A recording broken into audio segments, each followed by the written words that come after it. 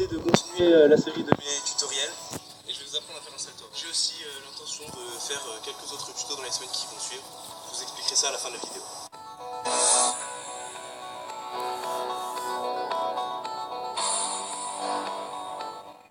Pour faire un salto avant, vous avez besoin d'une bonne prise d'élan, sauf si vous avez une très bonne détente. Donc prendre la prise d'élan, vous courez, vous trottinez. Ensuite vous posez un pied en avant sur le sol, celui qui vous sert à sauter en longueur. Pour moi c'est la jambe gauche, le pied gauche. En même temps, vous positionnez vos bras vers l'arrière et disons que vous poussez comme si vous vouliez sauter en longueur avec votre jambe. Et en même temps, vous balancez vos bras vers l'avant afin qu'ils arrivent au-dessus de votre tête. Donc ça donne ça. Au moment où vos deux pieds après votre course d'élan touchent le sol en même temps, vos bras doivent être levés vers le haut à vos oreilles et vous devez appuyer sur le sol avec l'avant de vos pieds afin de rebondir vers le haut en hauteur. Donc, comme ça. C'est important qu'au moment où vos deux pieds touchent le sol, votre corps ne soit pas incliné vers l'avant. Parce que si votre corps est incliné vers l'avant, vous allez perdre de la hauteur, vous allez les gagner en longueur et vous aurez donc moins de temps pour effectuer la rotation du salto avant. Entre le moment où vous rebondissez sur le sol après votre course d'élan et le moment où vous sautez, à proprement dit, donc entre le moment où vos deux pieds entrent en contact avec le sol et celui où vous sautez, il ne doit pas y avoir un trop long temps d'attente parce que vous avez besoin de convertir votre vitesse en propulsion vers le haut. Et si vous attendez trop longtemps, vous risquez de perdre de la hauteur.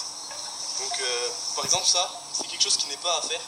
Il ne faut pas rester fléchi et après sauter, sinon vous allez perdre de la force et vous n'arriverez pas à faire le salto. Dans un premier temps, je vous conseille de vous entraîner juste au rebond avant d'essayer de pratiquer un salto, sinon vous allez vous faire mal.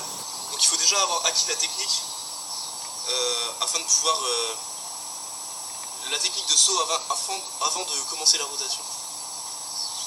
Donc je vous conseille de vous entraîner comme ça. Et vous répétez ce mouvement autant de fois que nécessaire.